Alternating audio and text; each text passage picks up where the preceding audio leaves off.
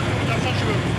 სათვალე გავწით რამდენი კაცი 400 კილომეტრის დავლას შეუძლია ამატებითი გაგება.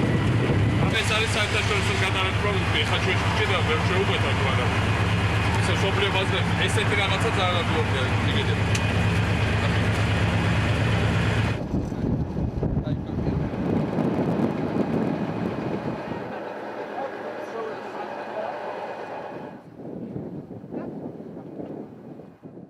დიდგორის მეორე არის რეალურად რაოდენობრივად, მაგრამ სინამდვილეში ჩვისობრივად, შინაარსობრივად ეს არის სულ სხვა დანიშნულების და სულ სხვა დატვირთვის.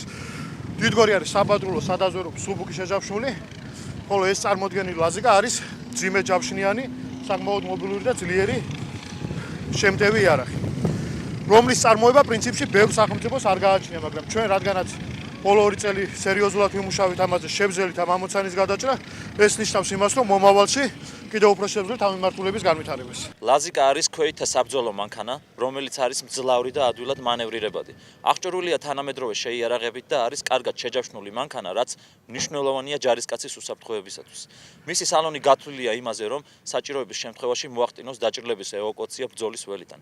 რაც ყველაზე მნიშვნელოვანია და საამაყოა, ლაზიკა არის ქართული წარმოების ჯავშან მანქანა, რომელიც აკმაყოფილებს თანამედროვე შეიარაღების ყველა მოთხოვნებს. ლაზიკა არის ქვეითი საბრძოლო მანქანა, რომლის ჯავშანი უზრუნველყოფს 14.5 ბრუნიგამტარი ტყვეებისგან დაცვას. ლაზიკას ეკიპაჟი შედგება 3 კაცისაგან, გარდა ამისა მას შეუძლია 7 კაცის დესანტის გადაყვანა ნებისმიერ რელიეფზე. ლაზიკა აღჭურვილი არის ცეცხლის მართვის სისტემით, რომელიც შეიარაღებულია 23 მმ-იანი ავტომატური ქვემეხი და 7.62 მმ-ის კალიბრის ტყვიამქვევით.